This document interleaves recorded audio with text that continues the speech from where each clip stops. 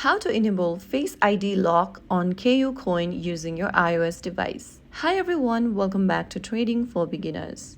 If you want to secure your KuCoin account with Face ID using your iOS, then first of all, launch open the KuCoin app and make sure you're logged in. Once you're in, tap on your profile icon, which is usually located at the top left corner of the screen. And once you're inside this page, click on the Security tab at the bottom and click on App Lock under Advanced Security. Inside App Lock, toggle on the button right next to Face ID on your iOS device, and under Auto Lock, tap on it and set the Auto Lock timer. After making a selection, you have now turned on the App Lock feature and you have protected your account with Face ID. Now your KuCoin app will require Face ID every time you open it, keeping your crypto account much safer. If you found the video helpful, don't forget to like, share, and subscribe to our channel. I will see you again in the next video.